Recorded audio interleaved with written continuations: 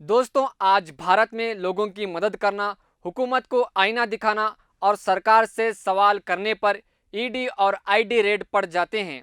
जी हाँ, बिल्कुल। कुछ दिनों पहले दो शख्सियतों पर उनके घरों पर ईडी रेड पड़ गए हैं।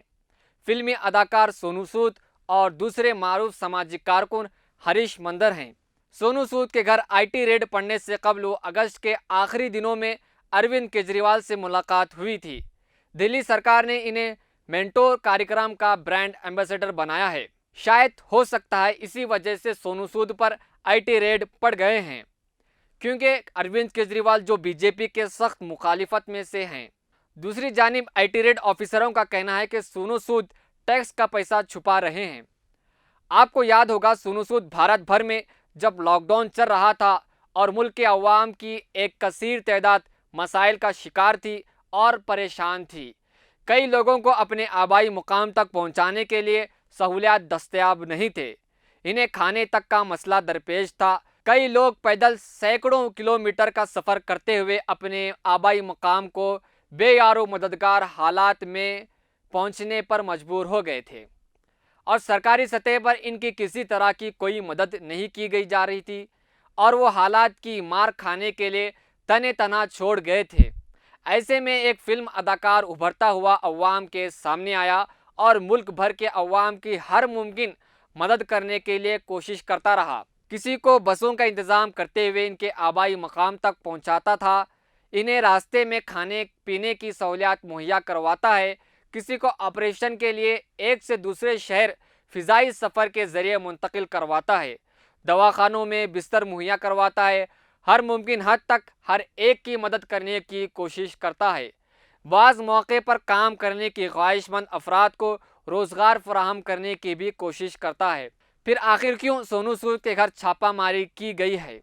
जो लोगों के लिए इतना काम किया, अवाम का मसीहा कहा गया, जो कोरोना में हज़ारों लोगों की खिदमत करता रहा, फिर आखिर क्यों इसे आईटी रेड का सामना करना पड़ा? और इसी तरह दिल्ली में पसमानदा अफराद और मुसलमानों के लिए आवाज़ बुलंद करने वाले मशहूर सामाजिक कारकुन हरीश मंदर के घर, दफ्तर और उनके चिल्ड्रन होम्स पर इन्फोर्समेंट डायरेक्टर ईडी ने छापेमारी की है।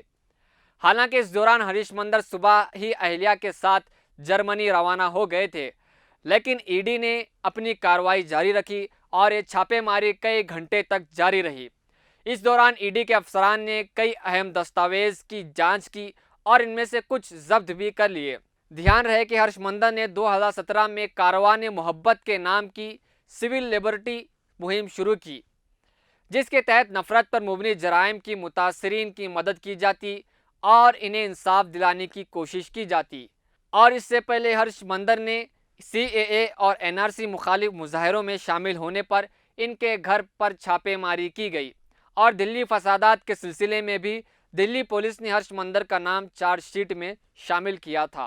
इस पर भी काफ़ी तनकीद हुई है। दोस्तों, जो एजेंसी को आज़ाद करार दिया गया था वो आज हुकूमत के इशारों पर नाच रही है।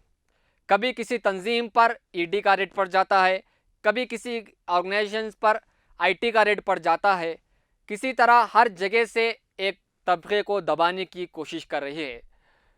हालांकि कई तंजीमें ऐसे भी हैं जो मुसलमानों की, दलितों की आवाज़ बुलंद कर रहे हैं, फिर भी आखिर क्यों उन्हें आईटी रेड और ईडी का सामना करना पड़ रहा है?